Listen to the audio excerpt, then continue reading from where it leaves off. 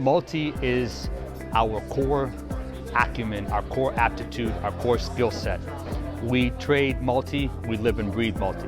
Fortunately, our backdrop is a massive investment sales platform nationwide. And that's primarily net lease, the all-encompassing umbrella, retail, office, industrial, coupled with multifamily. So we dual track our specialization.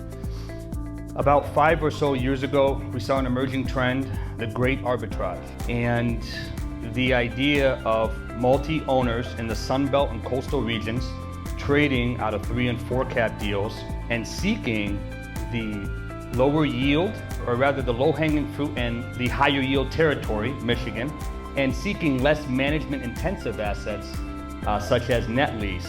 And that essentially led to the formation of Jonna Group Multifamily. As of 2022, we had a banner year, as I'm sure everybody on the panel did. We were fortunately, badge of honor for us, big credibility, awarded #1 sales listing broker on Crexi, the world's largest investment platform, and also awarded Global Broker of the Year by Cornet Global.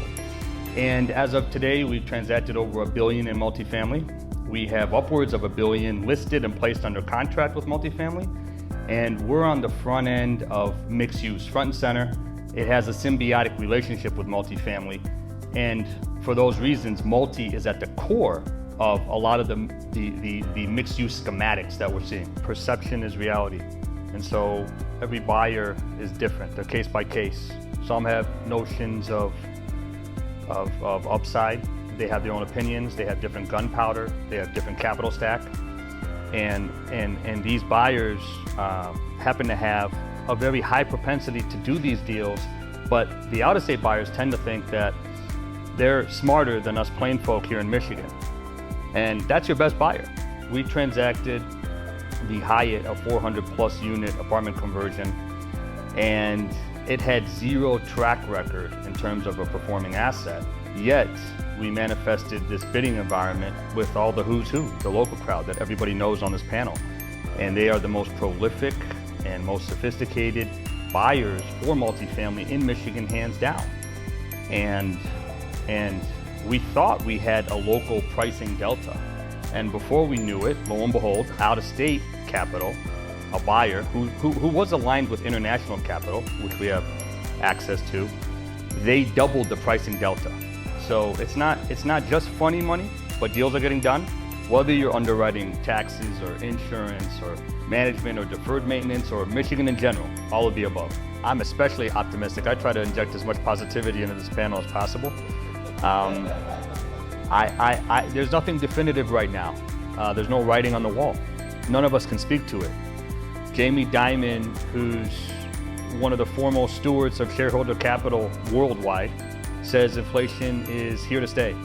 Barry Sternlicht, CEO of Starwood Capital, who owns 25,000 apartments, says inflation is de-escalating. It's dropping rapidly, and I'm seeing it in certain pockets of the country. So there's certainly a paradigm shift. What we're seeing is clients sidelining capital. I'm sure everybody's seeing that on this panel. And what we're seeing is clients, in some cases, paying taxes, not opting to exercise their 1031 privilege because they're not necessarily able to target yield. And because of the spiking treasuries, rather, they're leading to lower LTVs, negative debt coverage ratios. And the cap rates are not necessarily moving in lockstep with the interest rates.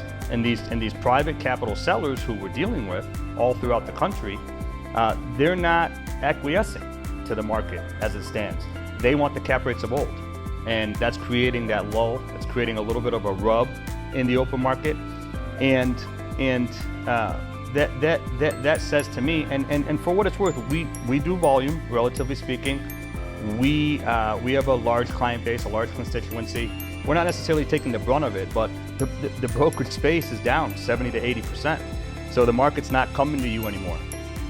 You have to be able to remedy creative solution. If the banks, the regional banks, are in turmoil, then guess what? There's deals to be had.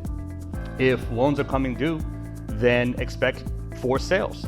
If the velocity for multifamily is down 74%, in the first quarter of 2023, only 14 billion in volume thus far, then expect less competition. The better buyers and the better brokers don't always make hay only when the sun shines. I'm seeing a little bit of a pendulum swing with bite-sized deals, the 1 to, I don't know what you categorize bite-size as, but 1 to 4 million. I'm seeing fluidity there. I'm seeing them trade, right? And then the sweet spot, 3 to 25 million. I'm seeing challenges, right? It's hard to secure debt in its entirety, and that's just like we talked about, the writing on the wall. Now, the larger placement deals, i.e. the funny money, we're seeing a propensity with sellers. And granted, it's frictional. They're selling for a reason, and sometimes we have that underlying assumable debt, and that helps. But we just listed a deal in DC, the Marbury, for 100 million, 630 plus units on Friday. We listed a deal in, I want to keep this somewhat proprietary, it's a Boca Raton locale, 130 units for 55 million. We have a deal that hopefully closes within 14 days. It's 150 million on a UC campus in Merced, ground up, 785 beds. So the larger price point deals seem to have somewhat of a captive audience to this day. It's nice to know that there's an audience out there that says to themselves, what is the pulse of the market? As opposed to looking at it from an abstract or maybe reading an article or two. Hey, I want to be here in the flesh, and I want to hear what's taking place from these practitioners, these brokers, these investors, these builders, these developers, and how does it happen to be shaping out?